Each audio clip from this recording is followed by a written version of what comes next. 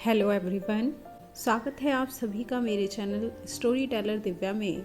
मैं दिव्या आज आपको सुनाने जा रही हूँ रामधारी सिंह दिनकर द्वारा लिखित ज़िंदगी और हिम्मत के कुछ किस्से। ये उनके द्वारा लिखी गई एक गद्य कृति भी है। तो आइए सुनते हैं इस मोटिवेशनल कहानी को। ज़िंदगी के असली मज़े उनके लिए नहीं हैं जो फूलों की छाँव के नीचे खेलते हैं और सोते हैं, बल्कि फूलों की छाँव के नीचे अगर जीवन का कोई स्वाद छिपा है तो वह भी उन्हीं के लिए है जो दूर रेगिस्तान से आ रहे हैं, जिनका कंठ सूखा हुआ, होंठ फटे हुए और सारा बदन पसीने से तर है। पानी में जो अमृत वाला तत्व है उसे वह जानता है जो धूप में खूब सूख चुका है, वह नहीं जो रेगिस्तान में कभी पड़ा ही नहीं है। सुख देने वाली चीज़ें पहले भी थीं और अब भी हैं। फ़र्क यह है कि जो सुखों का मूल्य पहले चुकाते हैं और उनके मज़े बाद में लेते हैं, उन्हें स्वाद अधिक मिलता है। जिन्हें आराम आसानी से मिल जाता है उनके लिए आराम ही मौत है। जो लोग पाँव भीगने के खौफ से पानी से बचते रहते हैं, समुंदर में डूब जाने का खतरा उन्हीं के लिए है। लहरों में तैरने का जिन्हें अभ्यास है वे मोती लेकर बाहर आएंगे।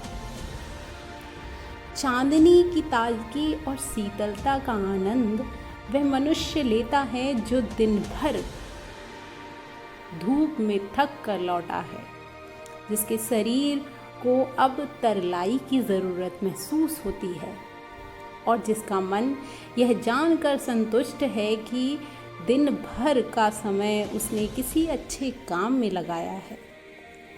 इसके विपरीत वह आदमी भी है जो दिन भर खिड़कियां बंद करके पंखों के नीचे छिपा हुआ था और अब रात में जिसकी सेज बाहर चांदनी में लगाई गई है।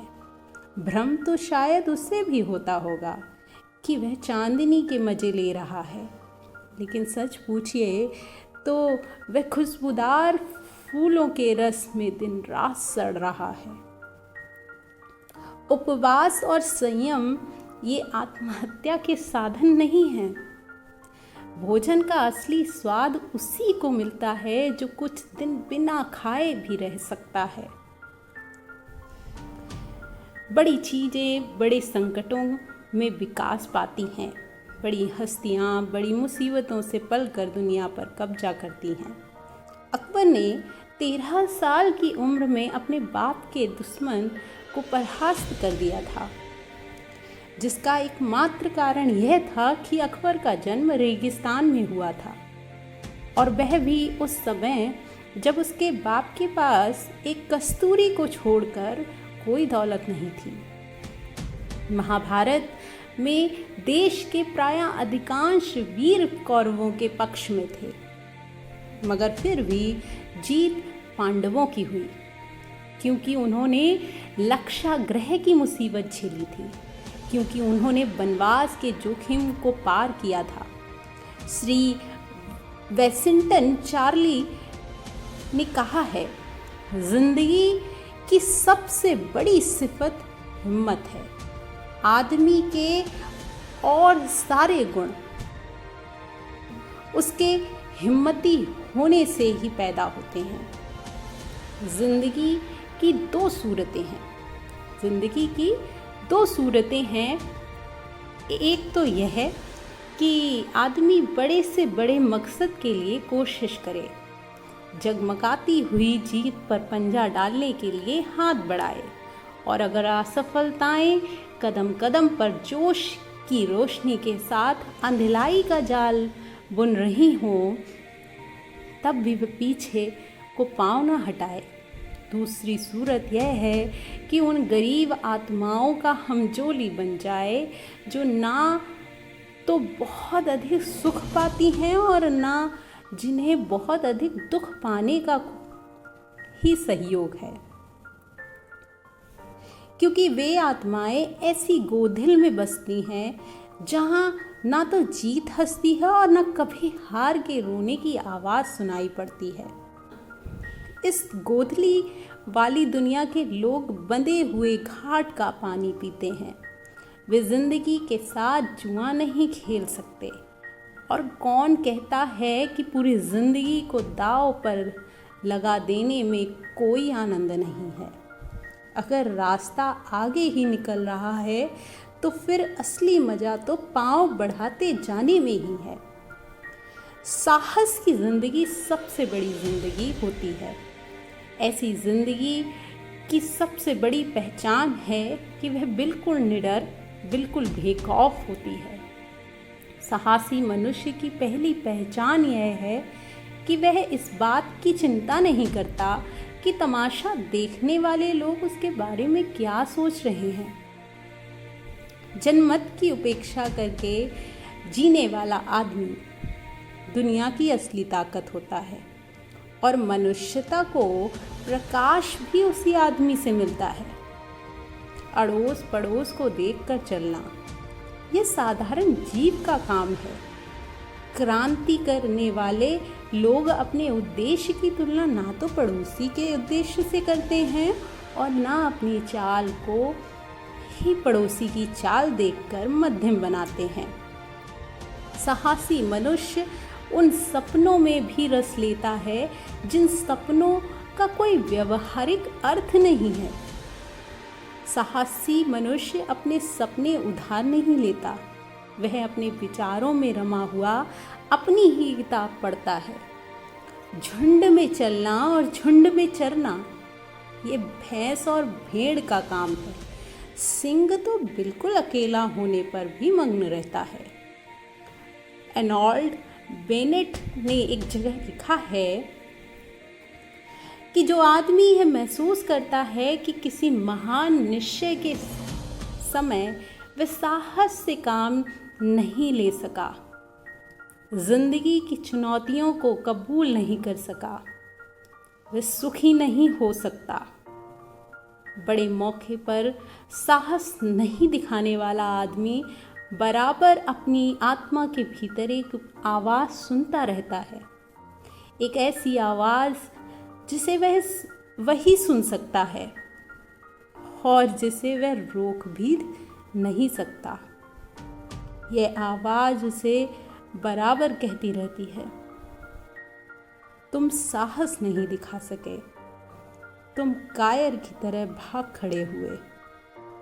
सांसारिक अर्थ में जिसे हम सुख कहते हैं, उसका ना मिलना फिर भी इससे कहीं श्रेष्ठ है कि मरने के समय हम अपनी आत्मा से यह धिक्कार सुने, तुम में हिम्मत की कमी थी, कि तुम में साहस का अभाव था, कि तुम ठीक वक्त पर जिंदगी से भाग खड़े हुए। जिंदगी को ठीक से जीना हमेशा ही जोखिम झेलना है, और जो आदमी सकुशल जीने के लिए जोखिम का हर जगह पर एक घेर डालता है, वह अंततः अपने ही घेरों के बीच कैद हो जाता है और ज़िंदगी का कोई मज़ा उससे नहीं मिल पाता, क्योंकि जोखिम से बचने की कोशिश में असल में उसने ज़िंदगी को ही आने से रोक रखा है। ज़िंदगी से अंत में हम उतना ही पाते हैं जितनी कि उसमें पूंजी लगाते हैं। ये पूंजी लगाना ज़िंदगी के संकटों का सामना करना है, उसके उस पन्ने को पलट कर पढ़ना है जिसके सभी अक्षर फूलों से ही नहीं, कुछ अंगारों से भी लिखे गए हैं। ज़िंदगी का भेद कुछ उसे ही मालूम है जो यह जान कर चलता है कि ज़िंदगी कभी भी ख़त्म ना होने वाली चीज़ है। अरे ओ जीवन के साधकों, अगर किनारे की मरी सीपियों से ही तुम्हें संतोष हो जाए तो समुंदर के अंतराल में छिपे हुए मस्तिष्क कोश को कौन बाहर लाएगा। दुनिया में जितने भी मज़े बिखेरे गए हैं उनमें तुम्हारा भी हिस्सा है।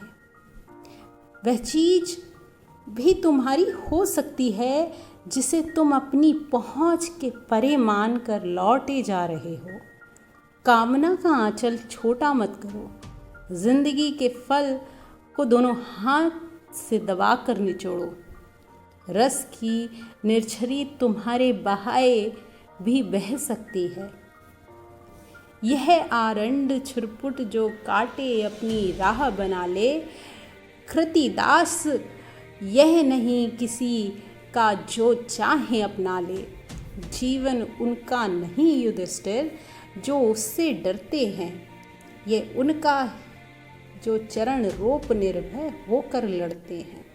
तो ये थी रामधारी सिंह दिनकर द्वारा लिखित कहानी जिंदगी और हिम्मत।